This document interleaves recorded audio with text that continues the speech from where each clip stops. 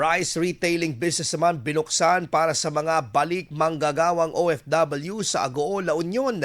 Para sa detalye ng balitang yan, kasama natin Idol Aaron Navelgas. 104.7 IFM Report.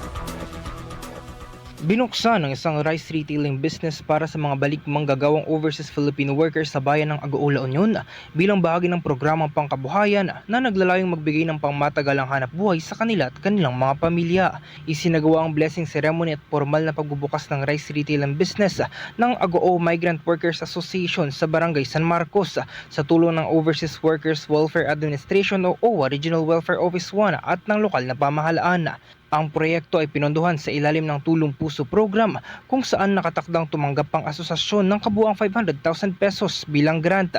Sa nasabing halaga, 100,000 pesos na ang naipagkaloob bilang unang tranche para sa pagsisimula at pagpapatatag ng negosyo. Ang Tulong Puso o Tulong Pangkabuhayan sa Pagunlad ng Samahang OFWs ay isang programa ng OWA na nagbibigay ng tulong pinansyal sa mga organisado at rehistradong samahan ng OFWs para sa mga proyektong pangkabuhayan. Inaasang makapagbigay ang nasabing rice retailing business ng dekalidad at abot kayang bigas sa komunidad habang nagsisilbi ring tuloy-tuloy na pinagkukunan ng kita ng mga kasapi ng asosasyon.